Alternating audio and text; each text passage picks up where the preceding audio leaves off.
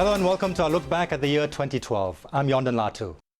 In this part of the program, we look at the events that shook or shaped Hong Kong. This was a year of politics as a new chief executive was chosen after the most bitter and dramatic campaign Hong Kong has ever seen.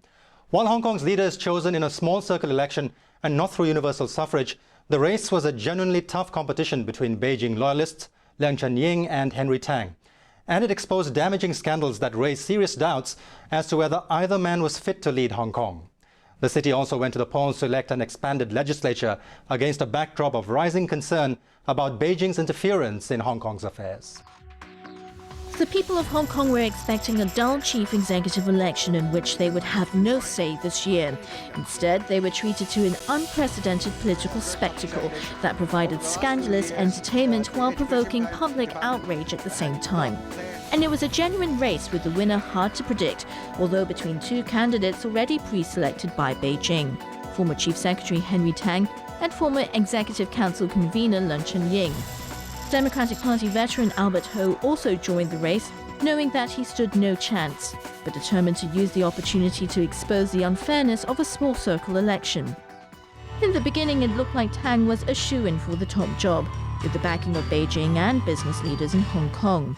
But his campaign quickly unraveled as media reports forced him to admit that he had cheated on his wife, although she came out in public to stand by her man. Then he was exposed by the media for having a massive illegal basement at his luxury home in Kowloon Tong. He blamed it on his wife and lost all public sympathy. His arch-rival Leung didn't have it any easier, as he was accused of favoring one of his clients in a design competition for the multi-billion-dollar West Kowloon Cultural District project. That triggered a Legislative Council investigation, which eventually found that his conduct was irresponsible and disappointing. But he saw it as an exoneration because it did not find any conspiracy to cheat on his part. The personal attacks and mudslinging that characterized the election campaign reached a tipping point when the candidates clashed in a televised debate. The gloves came off as Leung attacked Tang's integrity over his illegal basement. Tang accused Leung of suppressing freedom of speech by proposing to shorten the license of a radio station critical of the government and advocating the use of tear gas against anti-government protesters during an EXCO meeting.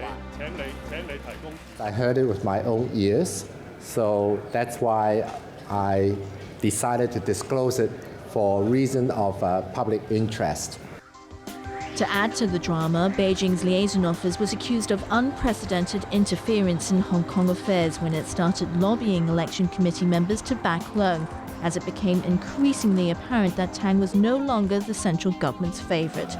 Leung won the top job with 689 votes against 285 for Tang, who found himself abandoned by some of his tycoon friends. Albert Ho could only get 76 votes. Mr. C.Y. Leung won the election with low support. That shows how absurd is this small circle election.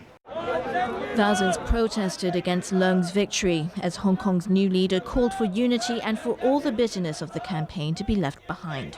During the heat of the campaign, inevitably, passions were aroused and strong remarks made. Now that the contest is over, it is time to reunite. The loser struggled to fight back tears as he conceded defeat, while tycoons who remained loyal to him were left wondering what life would be like under a populist leader who had made clear there would be no cozy ties with big business under his watch. But soon after his election victory, Leung realized there was going to be no honeymoon period for him. To begin with, he found his plans to restructure the government opposed by the Pan-Democrats. This was the time when the word filibuster became fashionable, as radical lawmakers kept delaying LegCo approval of Leung's restructuring plans by moving hundreds of amendments to delay voting. In the end, he gave up and had to swear in a new team of ministers without the complete lineup he had originally planned. But his trouble really began when he himself was exposed by the media for having half a dozen illegal structures at his luxury home on the Peak. He was haunted by the scandal throughout the year, and it worsened as he made conflicting statements about the unauthorized extensions, and more were revealed, including an illegal basement. 3 months after Leung won his race for the top job, Albert Ho filed an election petition at the High Court to challenge his victory. Ho argued that Leung had misled the public and voters by claiming he was scandal-free, and that if his illegal structures had been revealed earlier, his campaign would have been derailed just like Tang's. But election petitions have to be filed within 7 days of results, and Ho had missed that deadline by several months. The High Court ruled against him first, and then the quarter-final appeal. After a long silence during the legal proceedings, Leung finally gave a detailed account of the illegal structures, but his critics and even some government loyalists were not satisfied. His repeated public apologies were not enough to stop the pan-democratic camp from going ahead with a motion of no confidence against him, which was ultimately defeated. The split in Lhatoo over the motion was a reflection of a deeply divided legislature that was elected this year. The Lhatoo elections in September were held against a backdrop of rising concern about Beijing's increasing interference in the SAR's affairs and weeks of political drama in which students on hunger strike forced the government to drop its national education policy. Pro-democracy candidates won more than 1 million votes, compared with over 700,000 for the pro-establishment camp.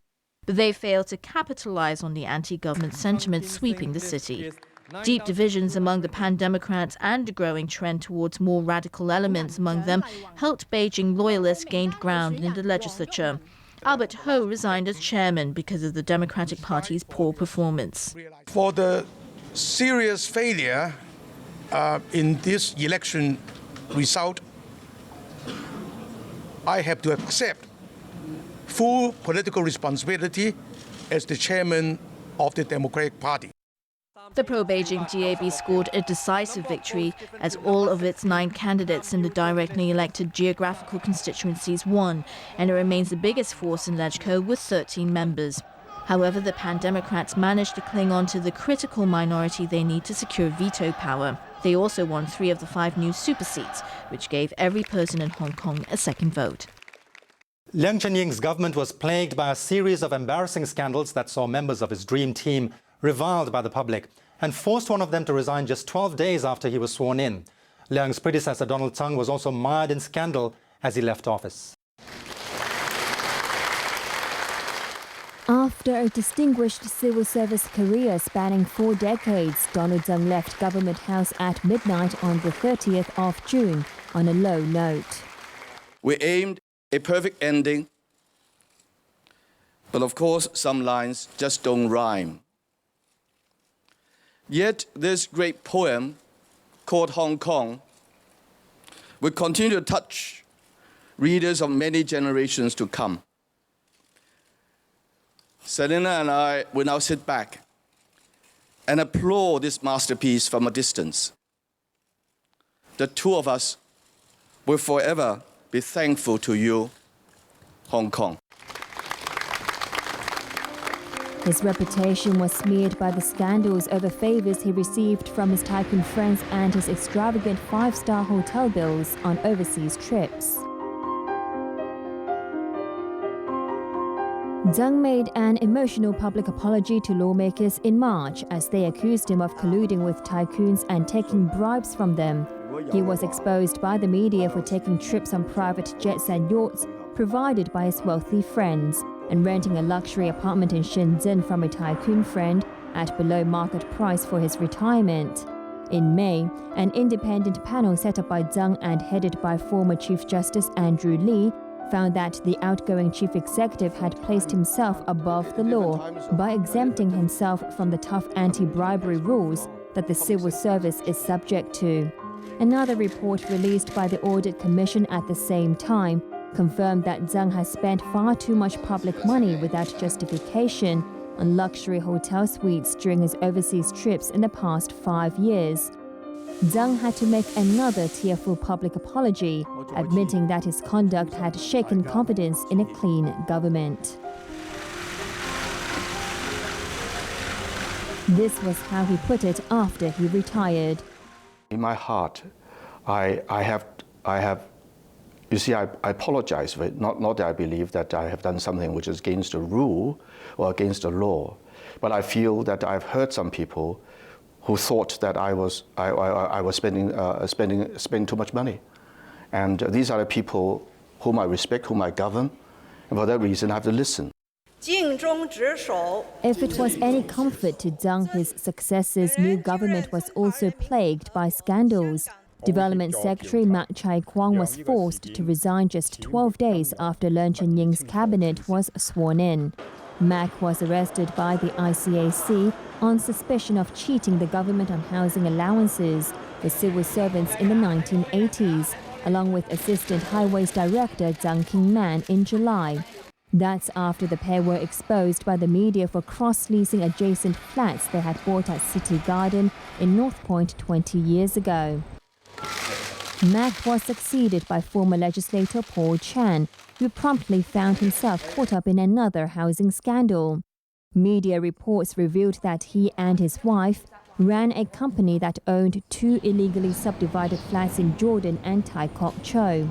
As the minister in charge of cracking down on such cases, Chan had a hard time explaining the scandal, and while he denied any wrongdoing, the conflicting statements he gave did nothing to ease public suspicions.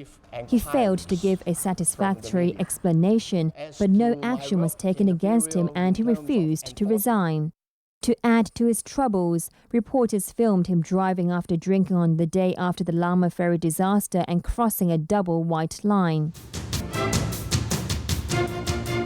In another blow for the new scandal-ridden government, Executive Councillor Franklin Lam found himself in hot water over the sale of his 2 mid-levels flats just before the government rolled out measures to control skyrocketing home prices in October.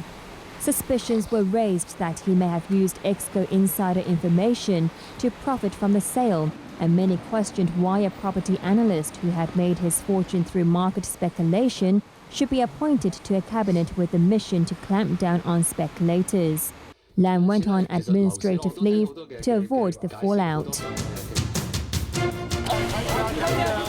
A much bigger scandal rocked Hong Kong to the core in March when the ICAC arrested former Chief Secretary Raphael Ho and the 2 billionaire brothers who run property giant Sun Hung Kai. Ho, a close friend of Donald Tsang, was accused of accepting bribes in cash and loans worth millions of dollars from Thomas and Raymond Kwok in exchange for information on land sales and favorable treatment when he was the number 2 official running the city. The details will be revealed in the year ahead as the parties involved dig in for a prolonged court battle that will bring some of the world's highest-paid lawyers to Hong Kong. The scandal has reinforced public suspicions about years of collusion between the government and big business, but it also indicates that the days of cozy ties between officials and tycoons may be over with a new chief executive in charge. We'll be back after the break with more of the big events that shaped or shook Hong Kong this year, including the worst maritime disaster in 4 decades and a controversy over national education that brought the government to its knees. Stay with us.